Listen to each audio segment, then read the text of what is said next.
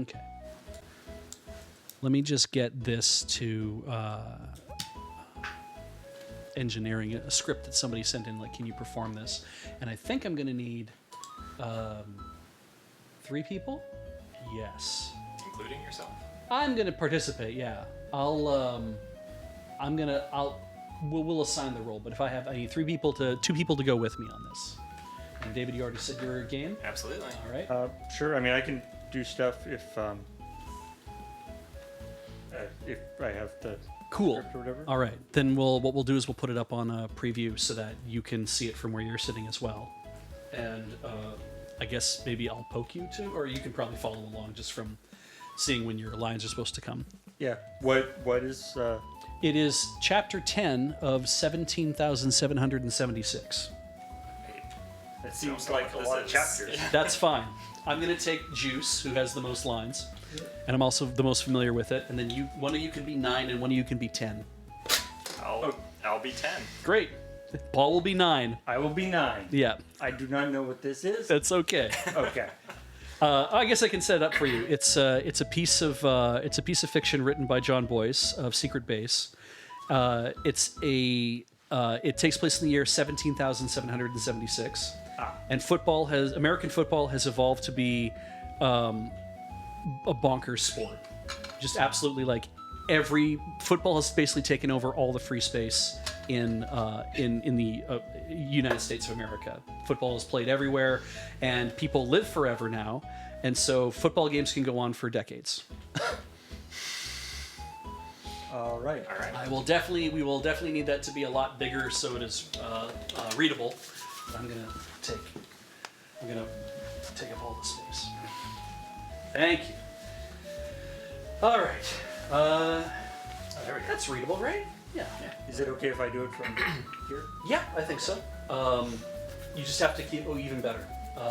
When you're coming up, I guess. Do you want to just watch for when 9 has lines, or do you want us to kind of prompt you? I can read it. Yeah. Okay, cool. So, the thing about this game is that you don't really watch it, okay? Because, by the way, we are all satellites. We're essentially robots, so. Because usually there's not any action in the traditional sense. It's like watching a galaxy form in some far-off nebula. There are a million things to study, but things evolve far too slowly to count as action on this scale of time. You could watch it for a week straight and realize that the whole time nothing resembling football actually happened. But you don't feel cheated. And why would you? How could you see this and feel cheated? Ooh, look at you. You're using apostrophes. You're punctuating. Well, this is special to me. I feel like I'm one of the only true appreciators of this game, and the duty of introducing someone to it is one I take very seriously. If I could put a tux on, I would.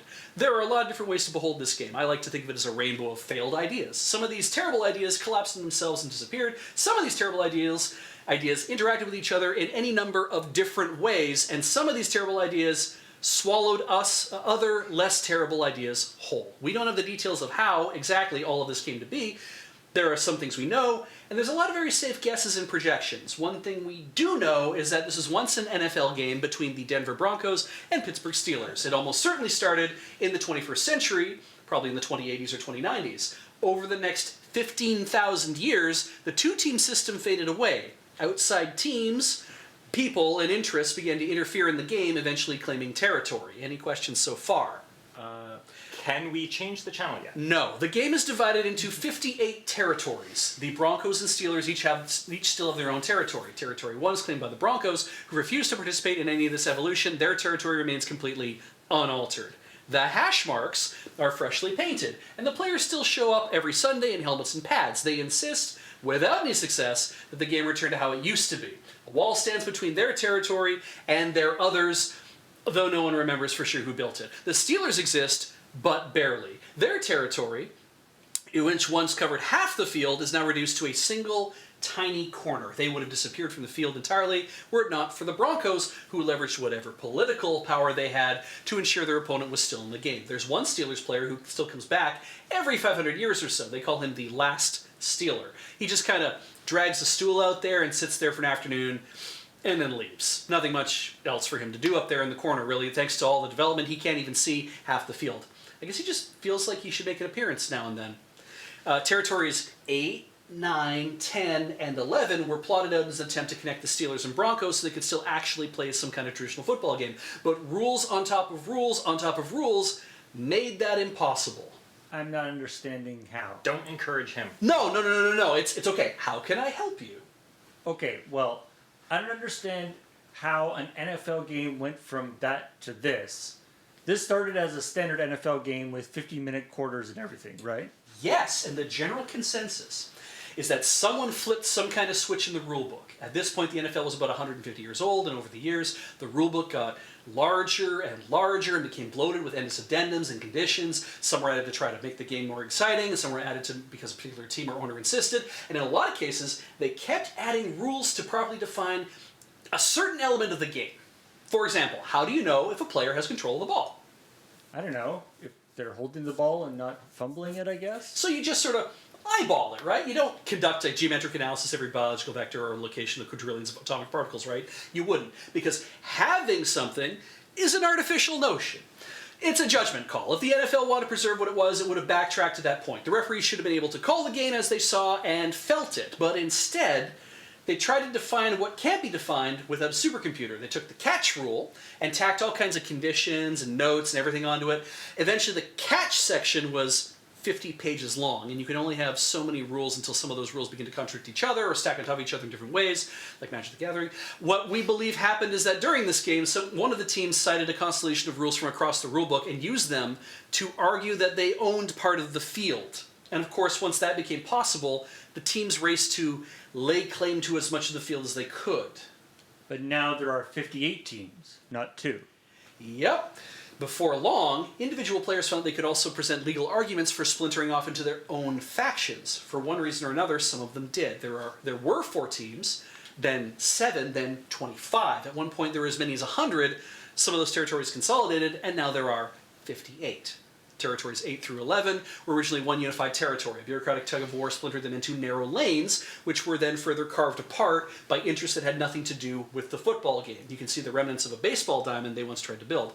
Territory 13 is now home to some storage units. Territory 11 is the 49ers' attempt at some point in the 67th century to insert themselves as a third team.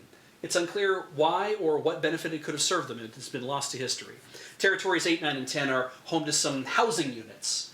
These are mostly just rented out to out-of-towners and whatnot. So this part has nothing to do with football. Nah, not really. I mean, they don't have a lot of trouble filling it up. People dig the novelty of spending the night in the middle of an NFL game. But tenants' rights do give them authority to make a play on the ball or something. I wonder what for. Like, if they did get the ball, what would they do with it? That's a good question. Probably try to score in the Broncos or Steelers end zones, but officials most likely wouldn't give them the points. Hard to know, really. They could also try and score in one of the alternate end zones. See those? There's a whole map for this, by the way, people. You can look at what we're talking about. Anyway, see those? I was going to ask about those. Well, those were acquired by players who deserted from the old rosters who insisted on playing their own game inside a game. They thought it was hopeless to try to score as the game was originally drawn up, but they still wanted to play, so they did their best to grab a little land for their This is so bussing dumb. own end zones.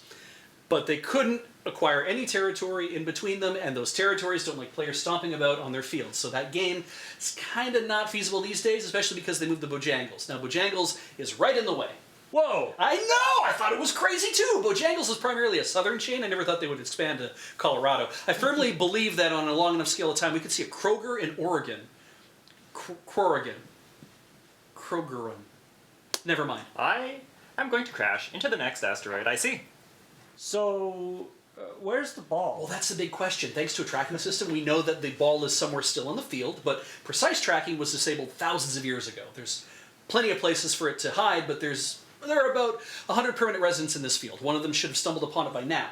I think someone has the world's best hiding place and isn't saying a damn thing. To be honest, though, most of these territories don't even care where the ball is. For the most part, they... Wait, I don't understand why people will be acquiring territories in this field if they don't even want to play. If a piece of property is valuable to someone, it is valuable to everyone. A lot of these territories are held by people holding out for a deal. Could be money, could be anything else. See, Territory 56? thousands of years ago was a far larger and more valuable territory. It was once the only access point connecting Territory 17 and Territory 104, which no longer exists. That territory was claimed by a contingent of fans who demanded that brown mustard be provided in the concession areas. So they... People still go to this game? Oh, for sure they do. They don't pack it. They don't pack it in like they used to, but 75,000 people bought a ticket for this game back in 2080 or whenever. The stadium's generous re-entry policy lets them come and go. At any given time, there's probably 1,000 people in the... Oh, come on, don't tell me that. You didn't know that? People sit in the stands and watch this busing bus, this garbage dump where nothing busing ever happens. Oh yeah, Broncos fans are crazy. So anyways, the fans are like, we've got the most crucial territory on the field. Give us some damn brown mustard or else. And stadium management came back with, we're always looking to give our fans the best fan experience, but unfortunately our vendors, whatever. So they're like, bus it, and made a lake out of it. That moment heavily influenced the geopolitical climate of Sports Authority Field at Mile High for centuries. Indeed, it... Is that a statue of Sir Walter Raleigh? Yeah? Why? Is there any explanation you would possibly find satisfactory? No. I think I'm fascinated by this game. Yes! No! I really am. It's like, look at all the time it's taken to make this game what it is. People have spent forever arguing and negotiating. Wow. And look at those skyscrapers. I didn't even ask about those before. The resources poured into this field are unbelievable. If they just worked together, think of the amazing game they could have played. They could have made something really cool, like some kind of wild maze or whatever. I don't know, something that was 10,000 feet tall. But they don't want that. Or maybe they do on some level and they can't work together. It's hideous. Holy bus, I like you. That is exactly it. That is exactly it. Yo, Ten, I think I know why you hate this, and I love this. I'll listen if you let me change the channel. Okay, but we're definitely going to watch more of this later, okay? Whatever. So, you know, you're American. You're from Florida. Built in California, launched from Florida. Right, so I bet you see this and you see a capitalist era. Capitalism run wild. Sure. It's too much salt in the soup. Capitalism can't be allowed to run the entire show. There has to be some sort of counterbalance. If there isn't leverage on behalf of the common good, this is what you end up with. If this game still had a central governing body, 9 is right. There could be something great, but it is a garbage dump. It's a failure. This is capitalism, you dork. This is what it's supposed to be. This is how it ends. If it isn't there, it's only because it isn't there yet. It's like you're staring into a cake in an oven and wondering if it's gonna be a cake. Things went the other direction in America, and thank God for that. But capitalism deserves a zoo like this one. It's a beast of the wild as any grizzly bear with fawn's blood in his mouth.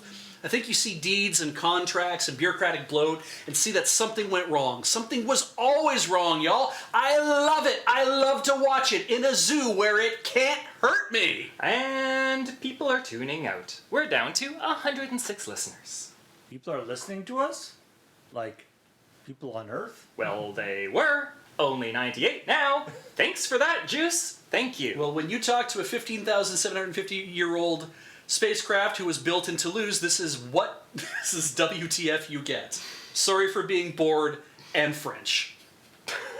Is that literally the rest of the script? That's it.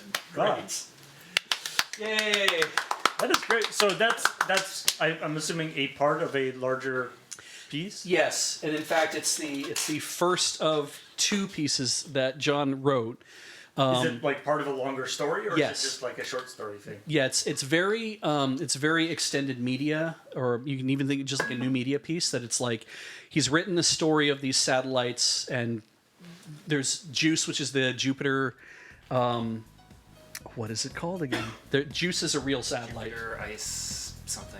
Yeah, it's something Explorer, and then 9 is like Pioneer 9 or something like that, and like I think 10 is another one. I don't know if it's Pioneer or what it is, but it's another one. The Jupiter Icy Moons Explorer, yes.